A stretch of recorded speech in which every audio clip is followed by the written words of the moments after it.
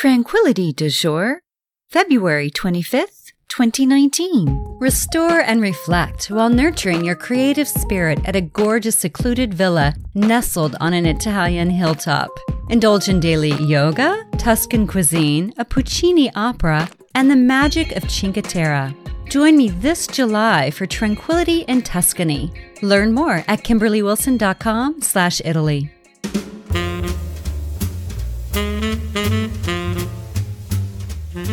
Hello there, this is Kimberly Wilson, and welcome to the 445th edition of Tranquility du Jour.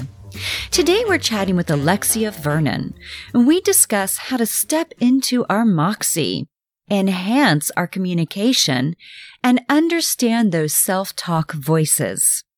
For those of you who are new to Tranquility du Jour, you can find a link in the show notes at KimberlyWilson.com/445. Also, if you would like to receive bi-weekly, sometimes weekly love notes and access Tranquil Treasures, which is a treasure trove of MP3s, videos, and PDFs, you can do so at KimberlyWilson.com/love notes.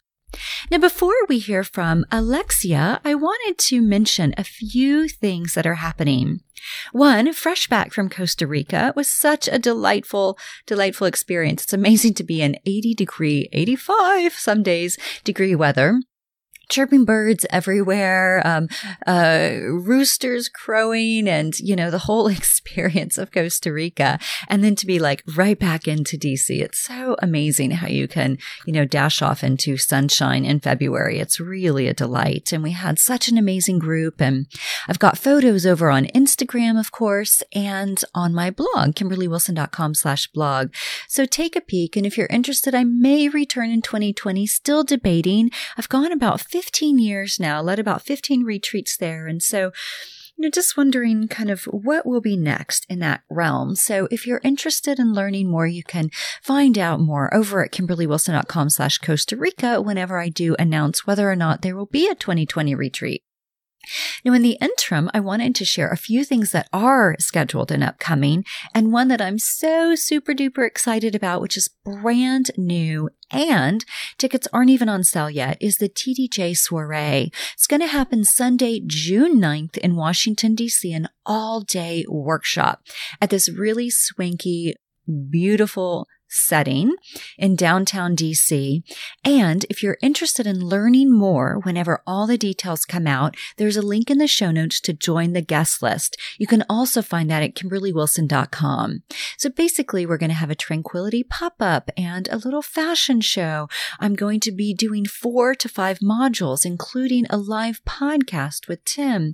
We're going to have this really delicious, delightful, fancy vegan lunch through Elizabeth's Gone Raw, which is this just really stunning setting here in Washington, D.C. Kind of really tasty treats throughout, a cocktail party at the end, luxe goodie bags.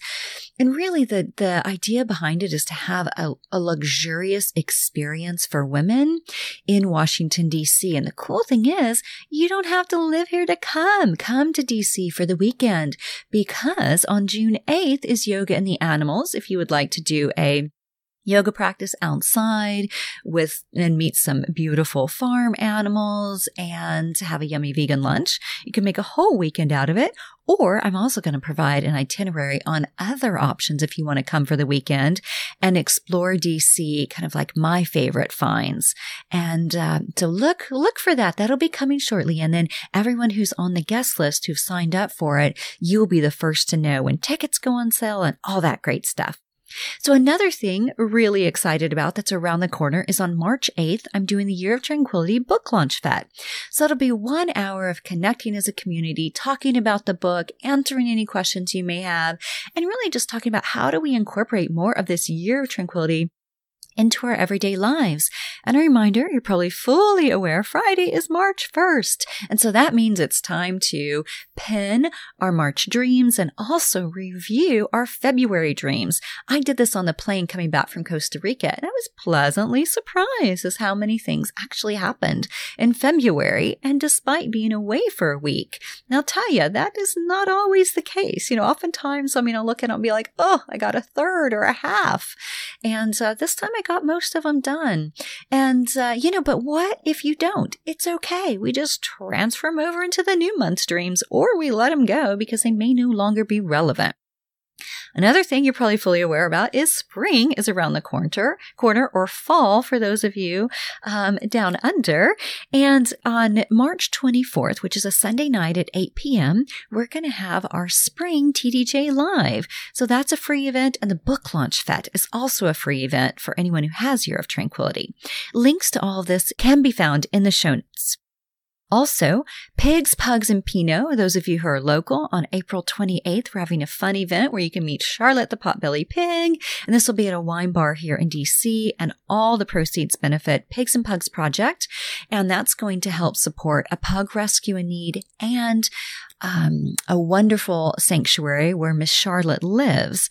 So you can find more about that also in the show notes. And then finally, if you would like to escape to Italy, to Tuscany, and see Cinque Terre, which is like the most phenomenal coastal town ever, or would love to do yoga while overlooking olive groves, or swimming in a gorgeous pool, or sunning out at your private villa, and doing yoga, mindfulness, and creativity every day, join me for Tranquility in Tuscany, and you can find out more in the show notes. Now, without further ado, Alexia is the author of Step Into Your Moxie, branded a Moxie Maven by President Obama's White House Office of Public Engagement. She's a sought-after speaking and leadership coach who delivers transformational keynotes and corporate trainings for Fortune 500 companies and other professional groups and organizations, including the United Nations and TEDx. She holds graduate and undergraduate degrees in women's studies, woo-woo, and has been featured on CNN, NBC, ABC, and CBS, and in publications like Forbes Woman, Women's Health, and the European Business Review. You can find her online at alexiavernon.com.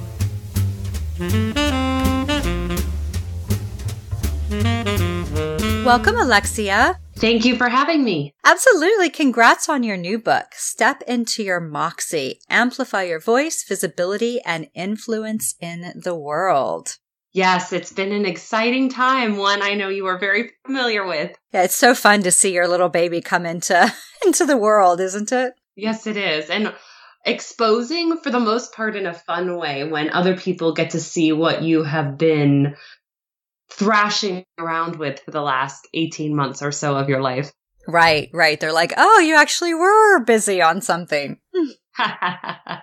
So what led you to write this book, Step Into Your Moxie? And can you give us a little bit of your background and your intention behind this book? Absolutely.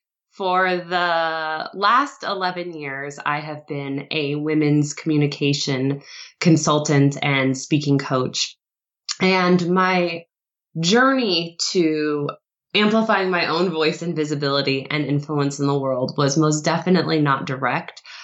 As I say in the book, most of my life experienced an on-again, off-again relationship with my own voice, meaning that there would be these moments, many moments, unfortunately, where I was in my head, hustling really hard, wanting people to like me, think that I deserved whatever opportunity was in front of me, and always really fearing that I might be found out for not being enough of whomever other people wanted me to be. But the reason it was not just an off-again relationship with my voice is there would be these other moments where I did raise my hand because I knew that I had a lot of privilege and that my voice mattered, even if it felt terrifying to be able to use it in the world. But I did want to make positive impact through my business and through my speaking. And my own journey was a combination of doing the deeper inner work to figure out what is the story that I'm carrying around that unfortunately often jumpstarts a chain reaction of negative stuff when I'm in visibility moments, whether that's speaking on stage or on TV or even in a sales conversation with a client. And also the work that I've had the privilege of being able to do with a variety of women, executives, entrepreneurs, coaches, consultants, to support them with being able to get their messages out in a bigger way. The book itself, I didn't know when I would write it, but it started to haunt me in the middle of a program launch that I had. I was waking up in the middle of the night, getting downloads for chapters, and I knew, okay, clearly the universe is sending me a signal that this is the time.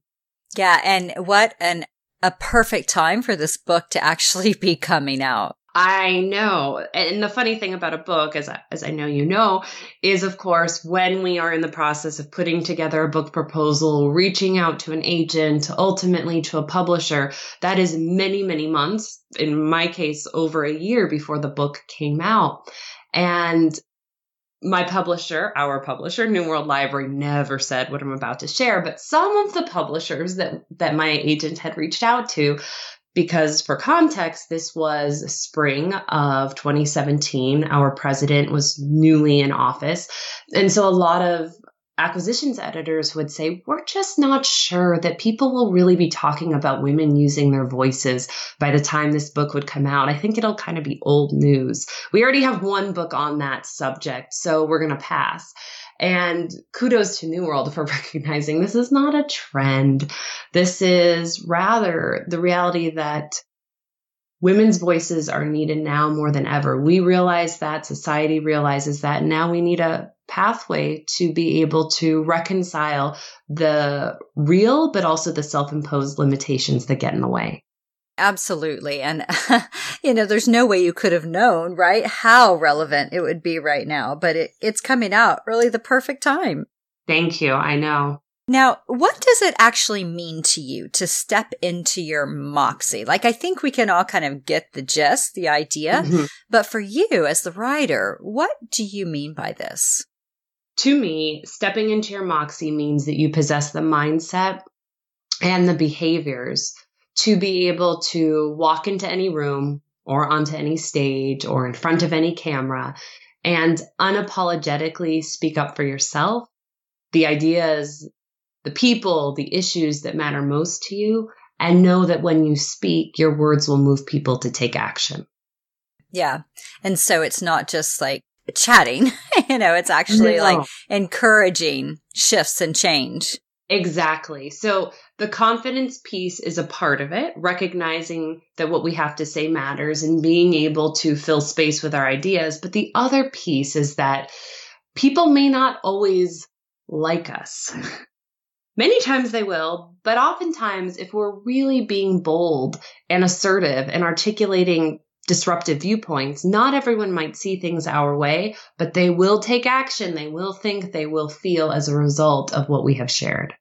With the idea of stepping into your moxie and everything that's going on right now politically, as, we just kind of chatted about, I'm curious, what do you see as being some takeaways from this book that can help us as we, really work to continue to have our voices heard? One of the primary shifts that I introduced relatively early in the book is when we think about how do we move people to take action with our ideas, oftentimes we focus on what's coming out of our mouths. And of course, it's a communication book.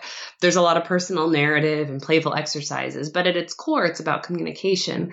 And therefore, we need to begin with the way that we're communicating with ourselves, with our self-talk. And one of the things I address in the book is the reality that most of us, particularly as women, have one of three voices that is holding the microphone. And one of those voices is the voice of the critic, which many of us are familiar with. And that critic can be pretty hateful at times, sending messages to ourselves like, you're not smart enough, you're not experienced enough, you're not pretty enough, you're not insert something enough. But that's not the only voice we have to be cognizant of. We might also be carrying around a cop.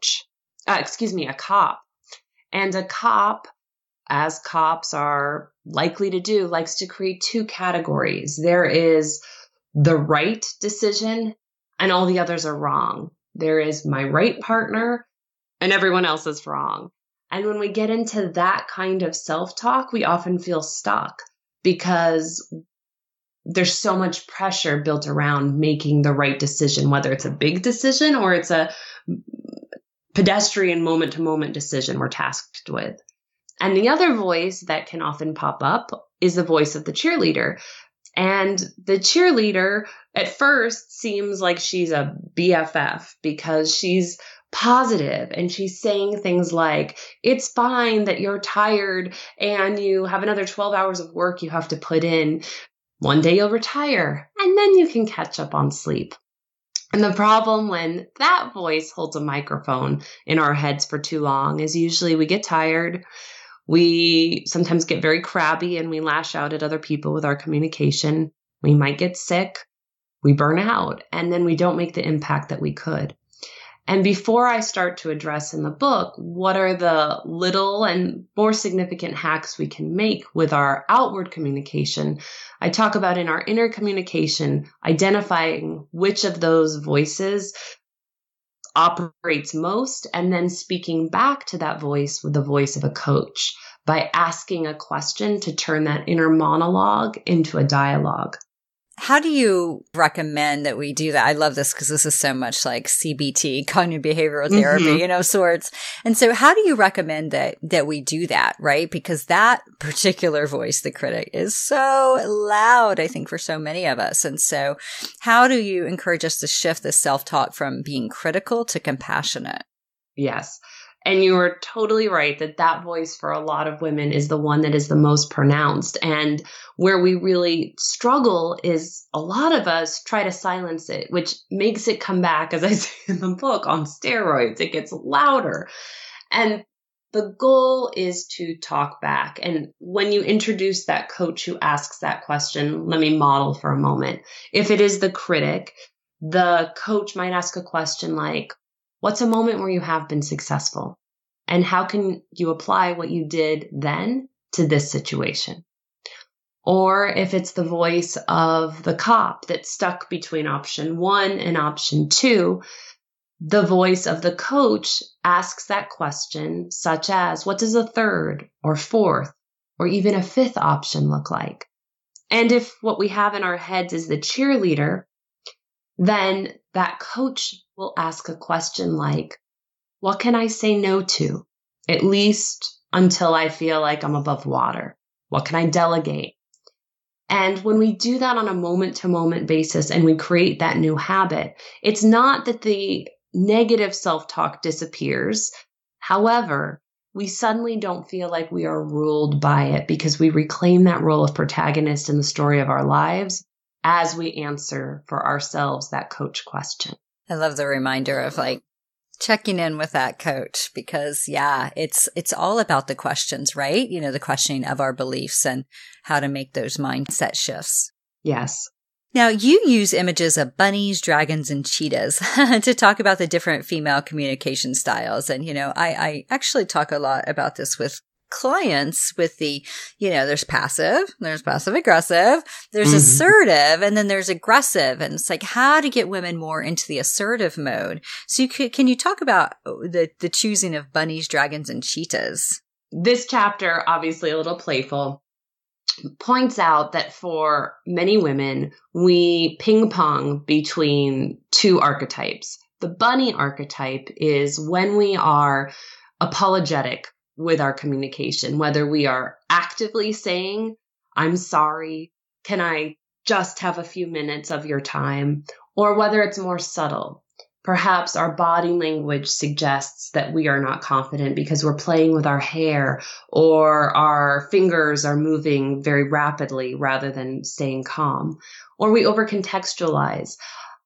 For example, now, in my opinion, or from my experience, it looks like this. But then there's an inherent apology there. But if in your experience it's something different, we could certainly go with whatever your idea is. Or Another way that we might go bunny is we pitch up at the end of the sentence and we turn it into a question rather than putting a period on it and letting it be a statement.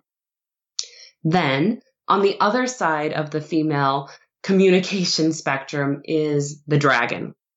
And when we are going dragon, we are harsh. We are blunt, which is different than being direct and having compassion wrapped around our message.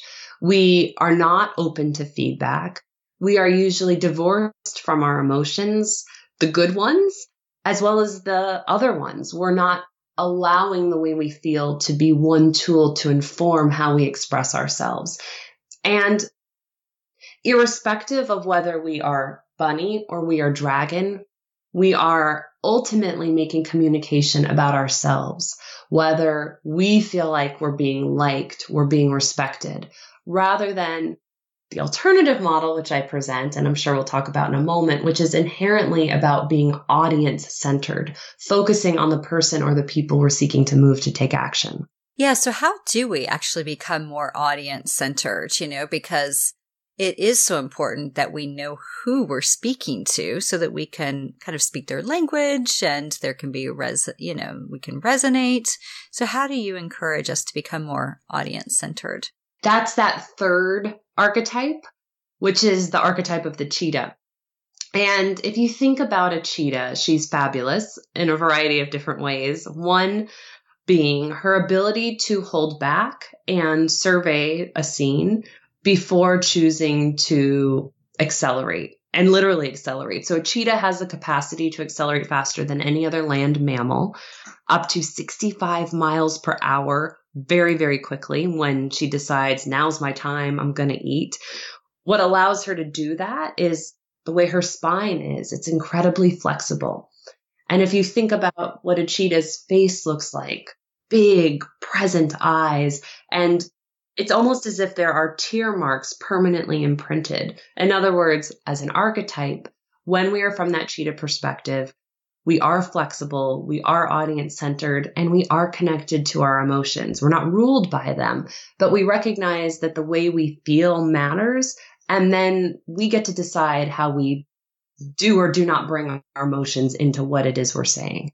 Yes, I love that. And what's so important too is actually being able to name and identify what those emotions are. Mm-hmm.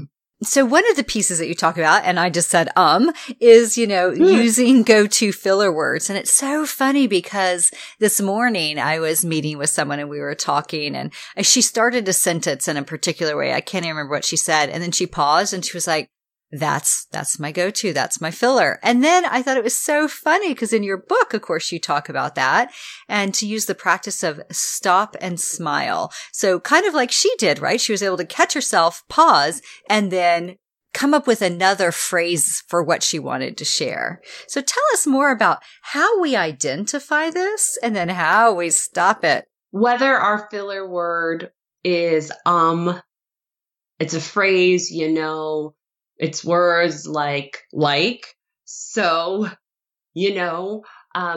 the reason that those words come up is because our brains and our mouths are out of alignment. And usually that happens when we start turning communication inward and asking all those critic questions. Am I enough right now? Are people engaged? Do they like me? And at any moment, whether it's interpersonal communication, it's a negotiation, or the arena I work a lot, public speaking, we have the opportunity to literally stop. Ideally, it happens at the end of a sentence. It could happen in the middle of one, but we stop, we smile with our mouths, with our eyes, and more importantly, we return to the present moment. And as I like to say, we love up on the person or people who are listening to us. We remember it's about connection, not perfection. And that both will enable us in that pause to not put in that filler word or filler phrase, connect with the person or people we're seeking to impact, and recalibrate and then figure out how to move forward. Yeah, I love that because it is this, it's like carving a new neural pathway. So it's a different way of I guess it's like, well, obviously communicating, but without using those go-tos. And I love this idea, as you say, of just like taking that pause and connecting, right? Because, we don't take enough pauses in communication. And so being able to do that, it's like, it almost has a calming effect. And then it also allows us to regroup and reframe. Mm-hmm. So one of the pieces too that you talk about is beginning with the end in mind whenever devising communication. And I love this, right? This idea of being audience driven and centric, and then also beginning with the end in mind. And do you mean more about what do you want the audience to take away from what you're sharing? Exactly. Before we go into conversation or a presentation that feels high stakes, asking the question, what do I want the person or the people who are listening to do as a result of what I shared, our call to action? And then based on that, reverse engineering to the beginning of what we're going to say in order to ensure that everything that comes out of us is moving all of us to that destination point. So for example, if I determine that I want to, in this particular conversation, move the person listening to do more around the house. Let's say I'm talking to my significant other. That's my call to action. Then it becomes a lot easier to identify what are 3 main persuasive points I need to make for that final outcome. And if I reverse engineer a little bit more, how do I start? It also enables us to recognize there are things we might be entitled to say. And yet, if that's not going to move us towards that ideal outcome, it's not in our best interest to express that, at least not right now. Yeah, I love that because it is this reminder. It almost makes you think of, okay, where do you want to be a year from now? Okay, great. So we have to reverse engineer of how do we get started now? So that's helpful to keep that in mind. And, it makes me think of, I recently read an article that says, how to keep meetings on task or something. And it talked about how, like Oprah will start a meeting of like, okay, what's our end goal, or what do we want to take away from this meeting? And I love that because, we can get caught up in so much stuff where we're like, what are we even doing here? Exactly. And what's so funny about our communication is when we think about how much time we spend sculpting it, preparing for it, usually what we recognize is that it's very little. For most of us, we spend a lot more time in the morning thinking about what we're going to wear, how we're going to do our hair, putting on makeup, accessories, whatever it is. Imagine if we put that much focus on how we were going to show up to the conversations we were likely to have that day, how much more impact we could potentially make. Right, right. Well, and, with regard to impact and communication, this makes me think of conflict avoidance. And you have a whole chapter on this. Conflict is the pits until it isn't. So how do you encourage those of us who are conflict avoidant to have those tough conversations? Utilizing that exact process that we talked about, focusing on that ideal outcome and recognizing that we can prepare strategically. So in any moment, we have 4 options when we think about whether or not to engage in communication. Option number 1, we can choose not to. Option number 2, we can wing it, meaning we go in, we're present, and then we hope for the best. Option number 3, we can strive to control the entire situation, prepare everything that we're going to say, seek to memorize it. And all 3 of those options usually stink. Number 1 stinks because we bury inside of us what we wanted to say. Option number 2, when we wing it, oftentimes we're all over the place and we don't move people to action. And with option 3, the struggle is that we are making communication about us and trying to control things. And then if we don't remember exactly what we had planned, what we have probably replayed in our heads over and over again, we lose our way and have a tremendous amount of anxiety, irrespective of what happens. Option 4 is to strategically prepare by doing that reverse engineering and then saying aloud what we plan to say when we go into a situation, practicing the questions we are likely to ask so that we're not dominating that daring conversation. Rather, we are using our questions to explore where the other person or where the other parties are coming from so that we can co-create the ideal outcome for how we want to move forward together. Great word, co-create. Yeah, it's a wonderful way to put it too. And the more difficult a situation feels, the more we need to really frame it that way and co-create what it's going to look like together. I'm a huge fan in those situations where we're seeking to move from difficult to daring of not only co-creating the outcome, but also co-creating how we're going to play together. Side note, so we are recording this right around the midterm elections, and a friend who I grew up with, her significant other ran and won county commissioner in the city where she now lives. And he has gotten national attention because he and his running mate made the decision going in not to ever put one another down, to 100% focus on the issues.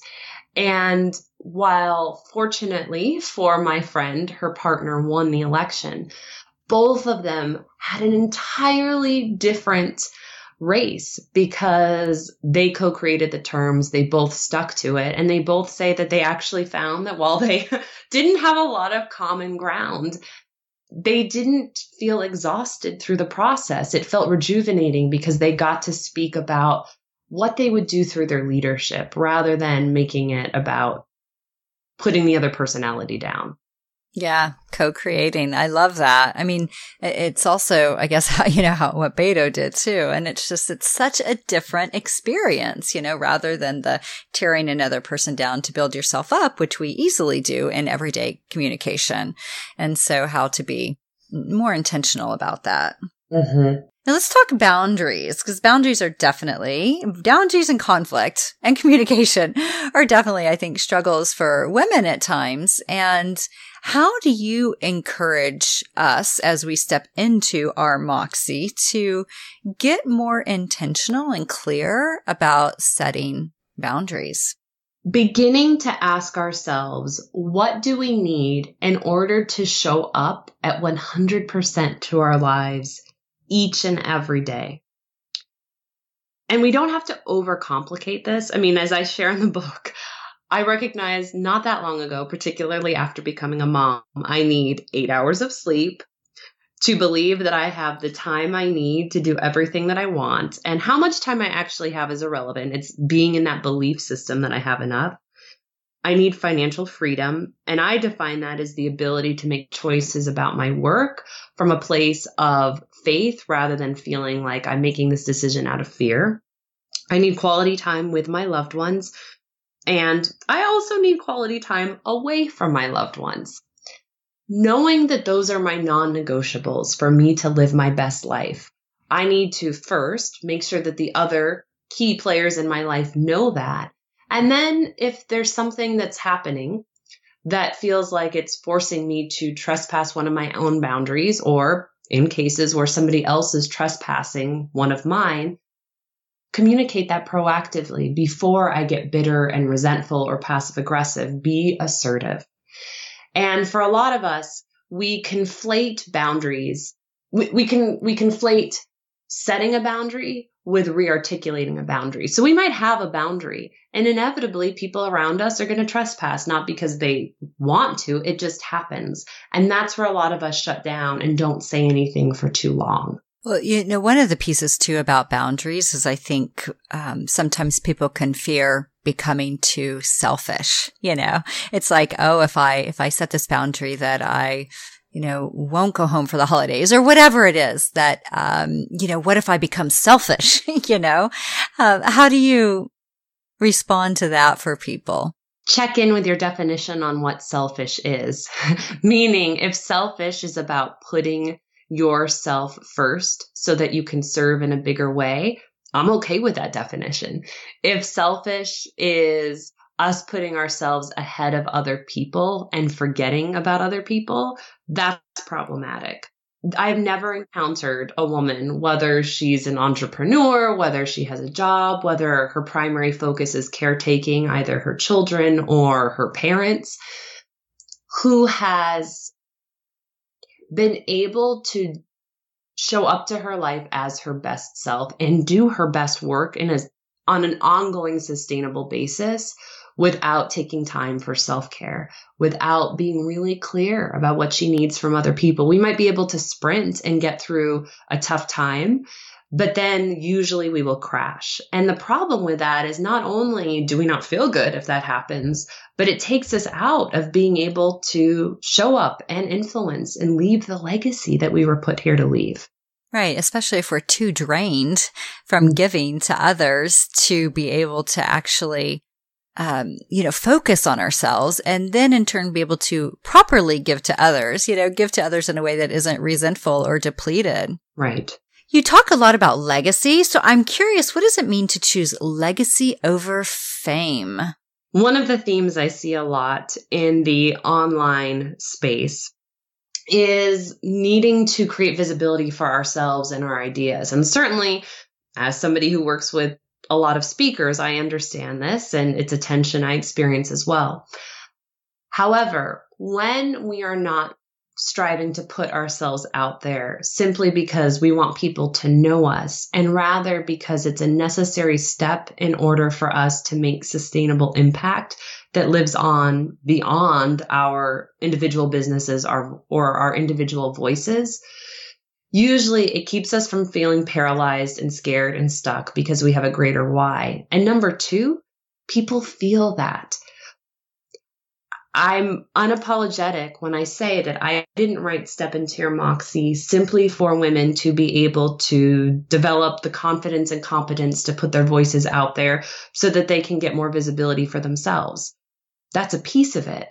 But how do we get those visibility opportunities so that we can change policies, practices, procedures, change what we don't like to create more opportunities for those who come behind us? Perfect. Beautifully said.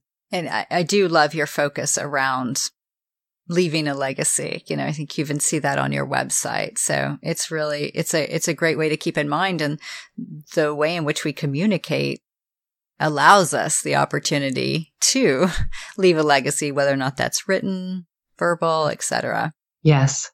Now, my last question for you is, the name of this podcast is Tranquility du Jour. So I'm curious, how do you find tranquility in your everyday?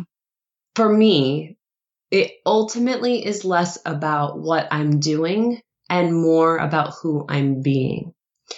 And so when business does not feel particularly chaotic, so I'm not launching, I don't have a book out, I could give you a beautiful answer about how much time I spend on my yoga mat, when I get a massage, how much time I spend reading, going out for tea with friends. And those things are important. And I also felt for a long time, especially as a new mom, that I was creating a noose around my neck because I created a definition that no longer matched the realities of what my life looked like. So for me now, more than anything, it's how often am I dialoguing with my inner coach so that as I'm moving through my day, irrespective of how long it is, I'm always feeling like the universe is sending me cosmic winks, signs that I'm on the path, that I'm doing the work that I'm supposed to be doing, that I'm in my zone of genius, rather than allowing myself to listen to the chatter and feeling like I'm surrounded by constraint after constraint. And I'm busy, but not in my big. Such great reminders. Yeah, it's not so much, even though tea and baths and all that thing's so important, it's a lot about mindset and the how. Yes. Well, thank you so much for your wonderful wisdom and this beautiful book you've brought into the world, Step Into Your Moxie. Thank you for giving me the opportunity to chat.